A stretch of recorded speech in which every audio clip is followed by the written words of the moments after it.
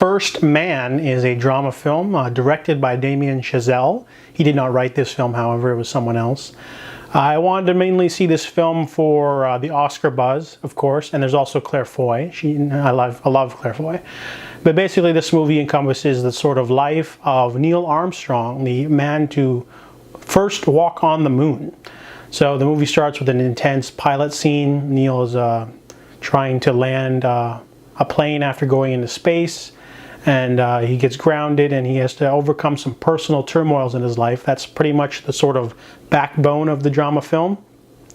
However, the movie is completely marred by really crappy camera work. The movie adopts the sort of like this.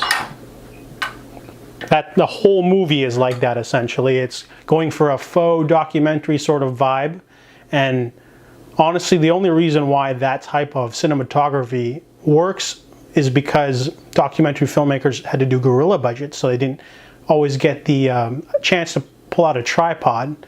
And then of course this series of filmmaking was also modernized by Paul Greengrass. He would incorporate it into action thrillers like Green Zone and the Bourne trilogy and all of his movies essentially.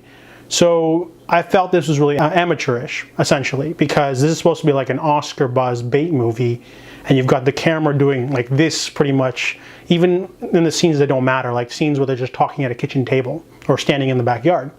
And however, I can see the reason why they chose this. They're going for a sort of transition from quiet, normal talking conversations to intense space test sort of set pieces. The movie really works well in this regard. It makes you feel like you're in the pilot seat. You're feeling what Neil's feeling in the moment, whether it just be like a basic test or going into space.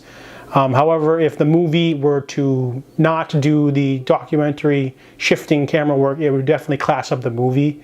Having the sort of shaky cam sort of aesthetic really brings it down for me, honestly.